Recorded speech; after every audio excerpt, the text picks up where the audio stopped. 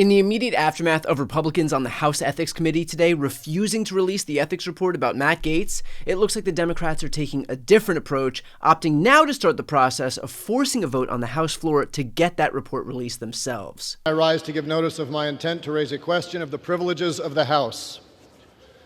The gentleman is recognized. The form of the resolution is as follows. House Resolution.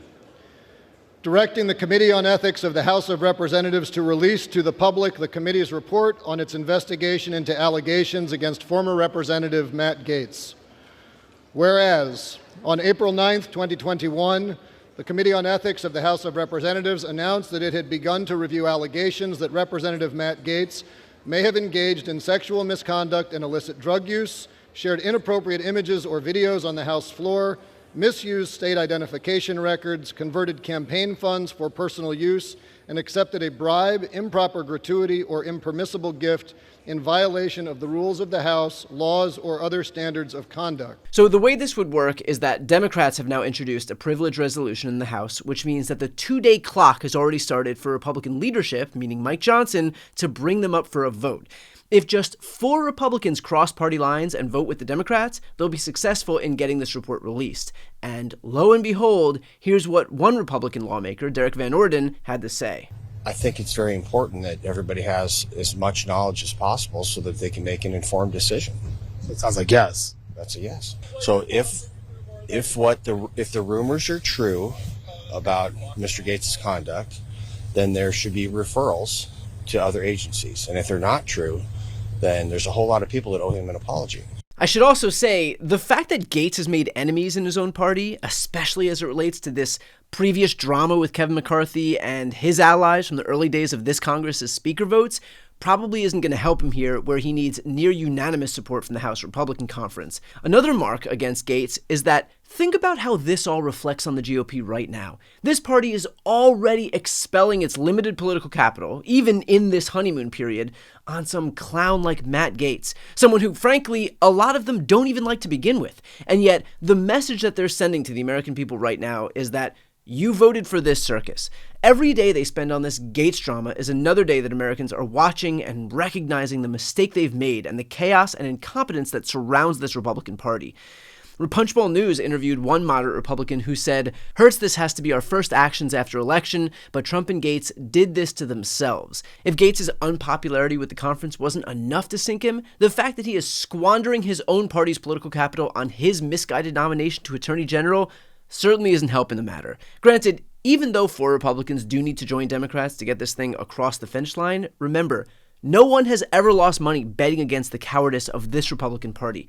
Remember Michael Gaetz, the Republican chairman of the House Ethics Committee? The guy who, when he was first courted by Mike Johnson on Trump's behalf, said, quote, "I appreciate Mike reaching out. I don't see it having an impact on what we as a committee ultimately decide." Well, turns out it did have an impact because clearly the actions committed by Gaetz were serious enough to warrant this investigation even after the DOJ opted not to indict. And yet suddenly, after this pressure campaign by Mike Johnson and Donald Trump, Gaetz doesn't want to release it? Here's the deal.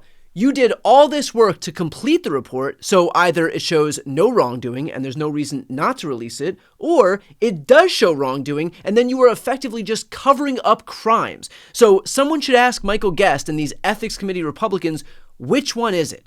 Of course, here's what Gaetz used as his excuse to give himself some plausible deniability here.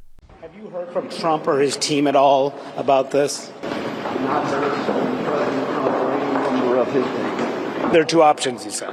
Well, no, what I said is I view a public release versus a conversation about transmittal to the Senate. I think those are separate conversations that the committee needs to discuss. Is the report actually done at this point? The report is not complete. It's not. That's correct. And so how could you possibly release it if it's not done? That is something that we will be talking about today. And that's another reason I have some reservations about releasing any unfinished work product. How far would you say it is from its completion? It has not gone through the review process. And of course, that convenient little out lasted but mere minutes before the ranking Democrat on the Ethics Committee, Susan Wild, exposed the lie. And it was not my intention to make any comment. I walked out of this committee without making one and walked back to my office, but it has since come to my attention that, in fact, we had agreed that we were not going to discuss what had transpired at the meeting, but it has come to my attention that the chairman has since betrayed the process by disclosing our deliberations within moments after walking out of the committee. And he has implied that there was an agreement of the committee not to disclose the report. That is an untrue, to the extent that that suggests that the committee was in agreement or that we had a consensus on that, that is inaccurate. And I will say that a vote was taken. As many of you know, this committee is evenly divided between Democrats and Republicans, 5 Dems, 5 Republicans, which means that in order to affirmatively move something forward, somebody has to cross party lines and vote with the other side, which happens a lot, by the way, and we often vote unanimously. That did not happen in today's vote, and I do not want the American public or anyone else to think that Mr. Gaetz's characterization of what transpired today would be some sort of indication that the committee had unanimity or consensus on this issue, not to release the report. That would be an inaccurate portrayal, and nobody should take that from what they have heard so far. There was no consensus on this issue. We did agree that we would reconvene as a committee on December 5th to further consider this matter. And this statement that I have just made is on behalf of all of the Democratic members of the Ethics Committee. So look, at this point, it's clear what's happening. These Republicans who, to their credit, were doing the right thing, are now caving in real time to the Trump-aligned forces who would rather give blind fealty to Trump even if it means catering to an alleged child sex predator. That doesn't mean that there still won't be just a few other Republicans who are willing to have even a modicum of integrity on this issue, or just hate Matt Gaetz enough for other reasons to sink his nomination anyway. But the fact that we are even at this point where these people are running cover for someone who may have committed sex trafficking of a minor really is just the perfect encapsulation of this party. So the next time that Republicans beat their chests about protecting the children or whatever other faux moral high ground positions they pretend to hold, ask them where they stand on this issue right here.